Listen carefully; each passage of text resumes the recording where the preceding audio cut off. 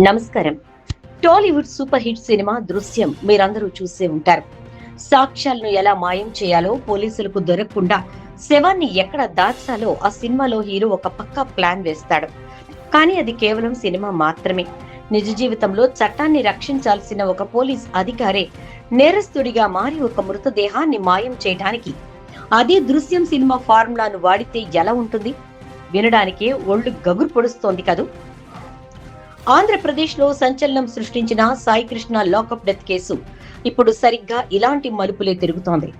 నిందితుడైన Krishnalanka CI నాగరాజును కస్టడీలోకి తీసుకునేందుకు SIT అధికారులు కోర్టులో దాఖలు చేసిన ఒక మెమో ఇప్పుడు రాష్ట్ర వ్యాప్తంగా పెను సంచలనం సృష్టిస్తోంది.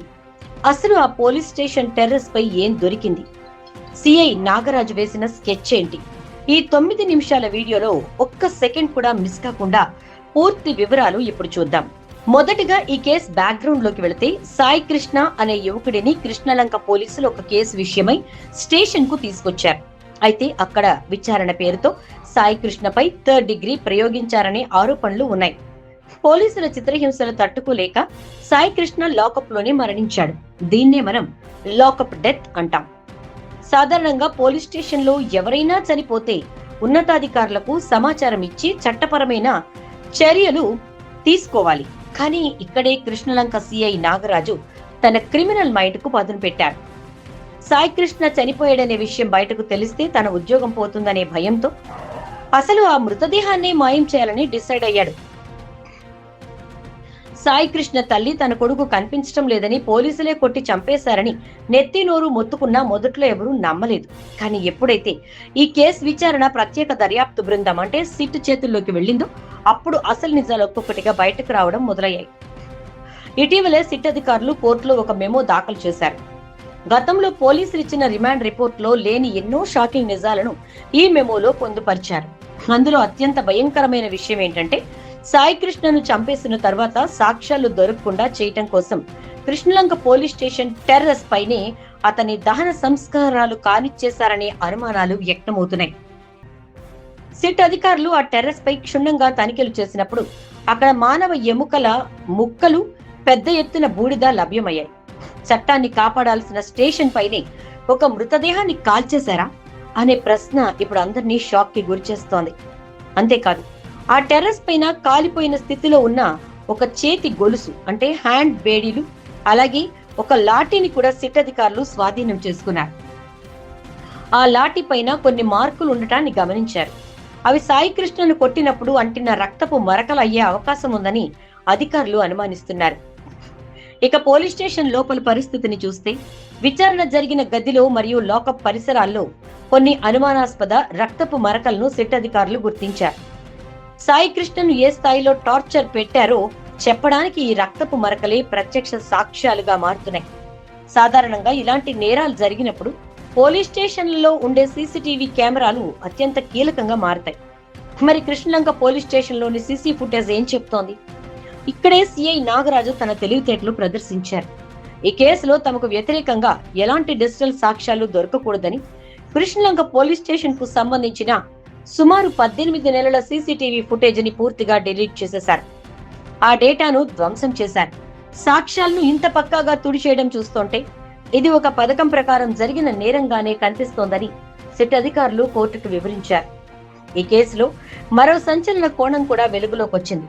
సాయి కృష్ణ చనిపోయిన తర్వాత పోలీస్ స్టేషన్ సమీపంలో ఉన్న స్వర్గపురి శ్మశాన వాటికకు మృతదేహాన్ని గుట్టుచప్పుడు కాకుండా తరలించి అక్కడ అంత్యక్రియలు నిర్వహించారనే వాదన కూడా బలంగా వినిపిస్తోంది. అక్కడ దహనం చేసిన తర్వాత మిగిలిన బూడిదను, ఎముకలను తిరిగి పోలీస్ స్టేషన్ టెర్రస్ పైకి తెచ్చి పడేశారా, లేక స్టేషన్ పైనే కాల్చారా అనే విషయంపై సిట్ విచారణ జరుపుతోంది. సాయి కృష్ణ తల్లి మొదటి నుంచి ఇదే మాట చెప్తున్నారు.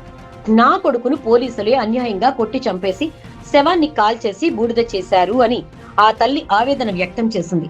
ఇప్పుడు సిట్ అధికారులు సేకరించిన ఎముకలు, బూడిద, రక్తపు మరకలను అత్యంత నిశితమైన విశ్లేషణ కోసం ఫోరెన్సిక్ ల్యాబ్ కు పంపించారు. ఈ ఫోరెన్సిక్ నివేదిక కనుక వస్తే ఆ ఎముకలు సాయి కృష్ణవేనా కాదా అనేది 100% తేలిపోతుంది. ఇక ఈ కేసులో ప్రధాన ముద్దాయి అయిన సిఐ నాగరాజు ప్రవర్తన చూస్తే ఎవరైనా ఆశ్చర్యపోవలసిందే. థర్డ్ డిగ్రీలు ప్రయోగించటంలో, నిందితుల నుంచి నిజాలు కక్కించటంలో ఎక్స్పర్ట్ అని పేరు తెచ్చుకున్న ఈ సర్కిల్ ఇన్స్పెక్టర్ ఇప్పుడు కోర్టు ముందు మాత్రం చాలా అమాయకంగా మాట్లాడుతున్నారు. నాకేమీ తెలీదు, నన్ను ఈ కేసులో కావాలని ఇరికించారు, నా పై అధికారులు కొందరు వ్యక్తులు కలిసి నన్ను బలిపశువుని చేస్తున్నారు అంటూ ఒక కౌంటర్ అఫిడవిట్ దాఖలు చేశారు. అంతేకాదు, ఒకప్పుడు నేరస్తుల్ని భయపెట్టిన ఈ పోలీస్ అధికారి ఇప్పుడు కోర్టుతో ఏమంటున్నారంటే, నన్ను గనక సిట్ అధికారులు కస్టడీకి తీసుకుంటే నాపై థర్డ్ డిగ్రీ ప్రయోగిస్తారు, నన్ను హింసిస్తారు, కాబట్టి నాకు ప్రాణహాని ఉంది అని వాపుతున్నారు. అందుకే ఒకవేళ నన్ను విచారించాల్సి వస్తే కేవలం సీసీ కెమెరాల నిఘాలో నా లాయర్ల సమక్షంలో మాత్రమే విచారణ జరపాలని కండిషన్లు పెడుతున్నారు. అంతేకాదు, ఒకప్పుడు నేరస్తుల్ని భయపెట్టిన ఈ పోలీస్ అధికారి ఇప్పుడు కోర్టుతో ఏమంటున్నారంటే, నన్ను గనక సిట్ అధికారుల కస్టడీకి తీసుకుంటే నాపై థర్డ్ డిగ్రీ ప్రయోగిస్తారు, నన్ను హింసిస్తారు, కాబట్టి నాకు ప్రాణహాని ఉంది అని వాపుతున్నారు.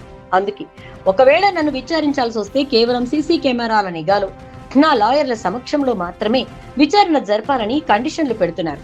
దీన్ని బట్టి చూస్తే నాగరాజు ఎంతటి మైండ్ గేమ్ ఆడుతున్నారో మనకు అర్థమవుతోంది. ప్రస్తుతం సిట్ అధికారులు కోర్టును ఒకటే కోరుతున్నారు.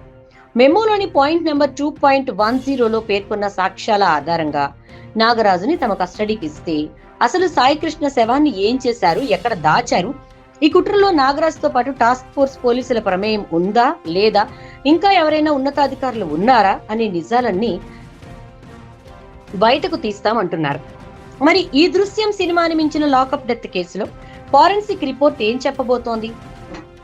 కోర్టు సిఐ నాగరాజుకి కస్టడీ విధిస్తుందా లేదా అనేది చూడాలి.